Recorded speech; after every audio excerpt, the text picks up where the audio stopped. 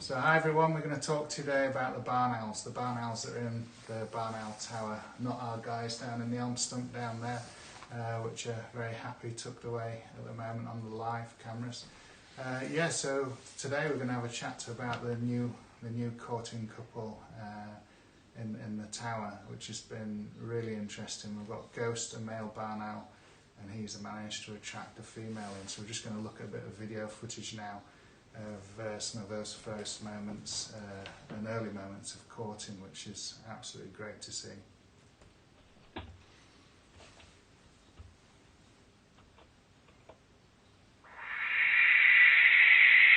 So if you just talk us through what we're seeing a bit, and we've got a few calls on there. I don't want to interrupt him because he makes such a beautiful noise, but he's calling basically. This call is a particular call males do, and this is to attract a female.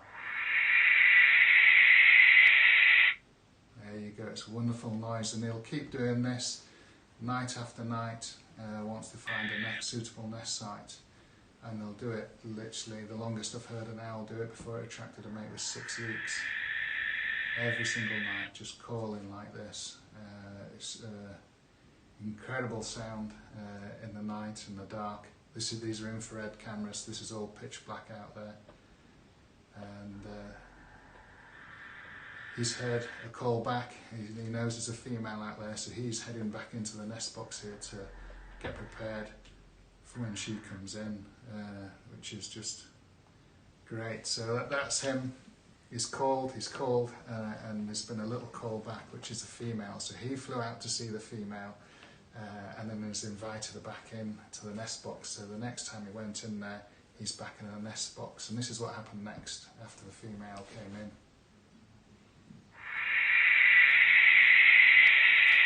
So he's stamping his feet, and we can tell him apart because he's one with a slightly kinked leg as well, isn't he? You can see one of his legs is slightly kinked. His left leg, yeah. Yeah.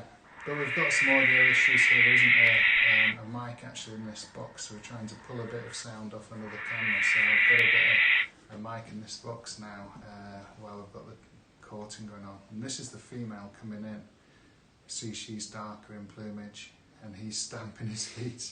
So some people are thinking this is something wrong with the barn owl. This is completely normal behaviour, and she's then taking a little peek in to see him. And as she comes in, this is them sort of greeting in the box. It's really funny because he's so excited the female's coming in the box, and she's not entirely sure about all this. It's still the depths of winter, and this courtship starts really early, and this is very, very typical. They start, clasping each other's beaks. It's a wonderful thing to see, is these early sort of courtship signs, quite incredible, and to be able to hear it all as well, those calls. Just walking around here on an evening, it just sounds incredible with all the different owls calling. She's just like, back off a little bit, bit too soon.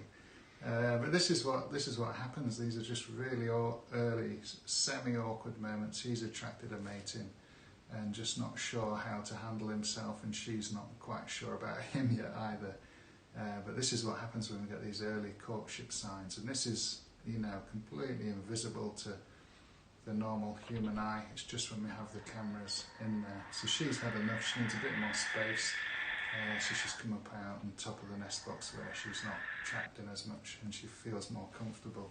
But that just shows you these magical moments where these owls first meet. I absolutely love being able to witness that, and on the live cameras everyone's really enjoyed watching that. So these cameras are running 24 hours a day on YouTube, because one of the questions to us recently was, do you show the owls on live cameras?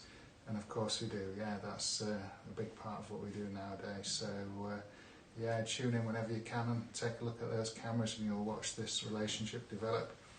Whether the nest there or in another nest site, still up for grabs at the moment. That's connected to my workshop, and sometimes when I open the door, the owls fly out the barn owl tower. So I might, if I get a chance, put another nest box up in the wood for them. We're still busy up at Ashwood trying to get the buzzard nest, possibly another tawny owl nest and a little owl nest sort of finished. And as you can see, the weather out there is not helping us at all. So yes, if there's any questions, well, I'll start taking questions. So the first question comes from Emily Ward, aged 12, and she says, how can she make her farmland and grass fields more owl friendly? As well as this, do you prefer barn owls or tawny owls? Oh, it's a difficult one, isn't it? Yeah. So making a farm more wildlife friendly, I was brought up on a farm and I live on a big estate, and my dad was very much involved with conservation on the farm. And it's basically for barn owls, it's creating more rough grassland. So as grass grows, it then collapses, and then that creates a layer of litter layer where the voles live. The voles don't live on top of grass; they live in this layer above the soil. But below there's like this secret world in the turf layer for voles. And that's what voles love, and if you look after voles, you end up with barn owls. So a lot of it's more about vole conservation than barn owl conservation, and then providing nest sites for them as well. Putting nest boxes up also helps them a great deal. And which one do I prefer? That's difficult, yeah. If I had to choose, I think it'd be barn owls, I think. So, yeah, barn owls. Let's say barn owls. The next question is, if I have an owl box, how can I tempt owls in? You've just got to put the owl box in the right place, but as I said before, a lot of it's to do with actually having enough food in the area for the owls. So voles are key.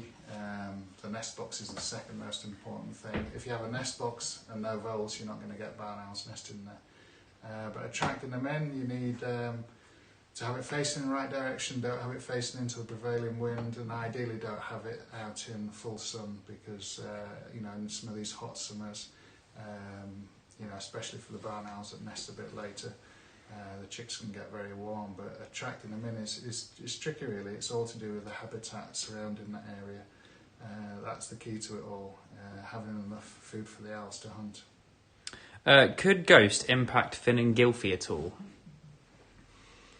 A little bit, because we've seen Gylfi clearly isn't happy. They don't mind owls being in the area, but what Gylfi and Finn possibly do mind is when another pair of owls start any courtship behaviour.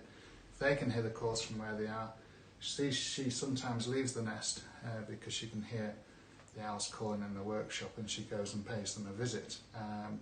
So there is an impact there that she could be restless on that nest. So I'm quite happy with one pair of breeding barn owls here, and there is other sites that we've got here.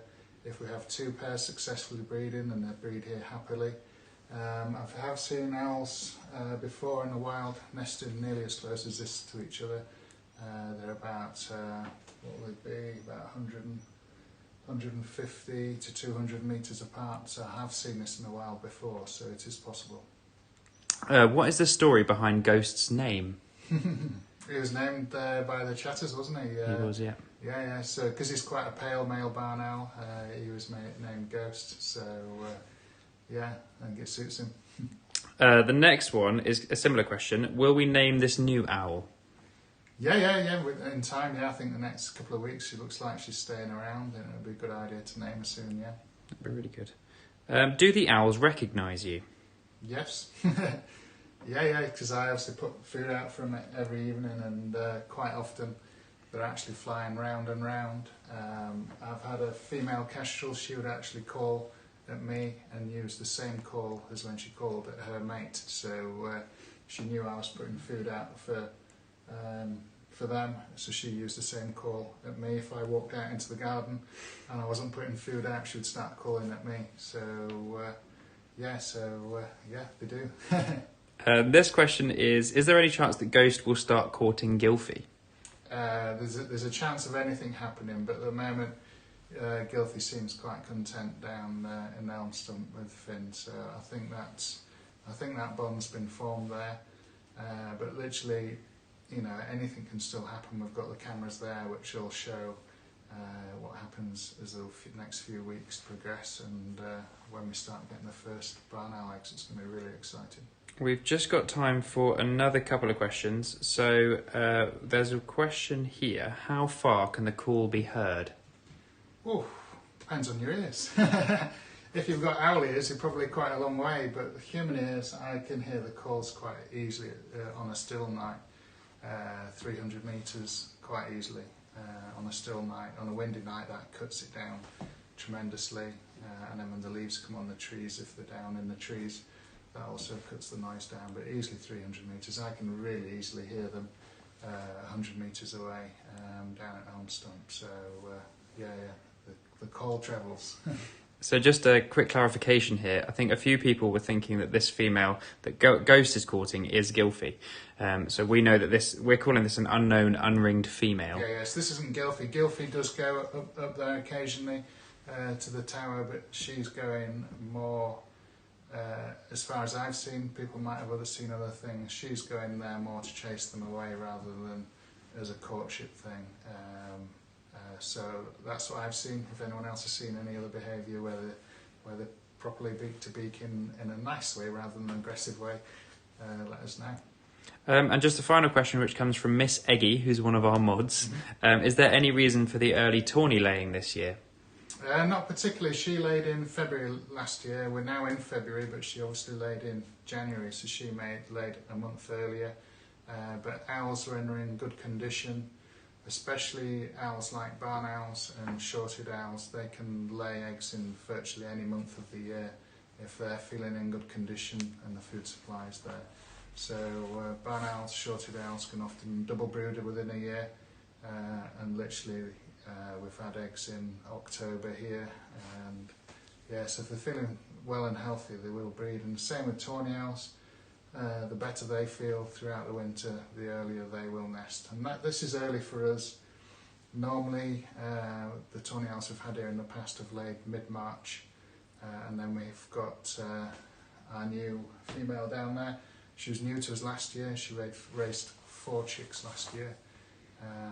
And this year she has laid a month earlier than she did last year, so it's quite exciting. It's obviously very snowy out there and cold. She's clamped down tight on those eggs, and we're not sure whether she's going to lay any more eggs. Last year she laid 4. Because she's laid earlier, she may lay less eggs. 4 is a lot for a tawny owl. Their average, I think, is 2.6, is it, Will? 2.6. Like 2 to 3, but 2.6 is average. 2.6 would look a bit funny in the nest, wouldn't it? You've got 2 nice eggs and a little half-size egg. But no, 2.6 is the average. So we normally have them here. They lay 2 or 3 eggs, which will make you 2.6. So, and to see a clutch of 4, I've only ever seen that a very, very few times with tawny owls. So who knows, she might start putting some more eggs out, but it's looking, as the days sort of go on, it's looking less likely that she's going to start laying again. Right, thanks for joining us, everyone, and we shall see you Thursday. I've forgotten what day it was again.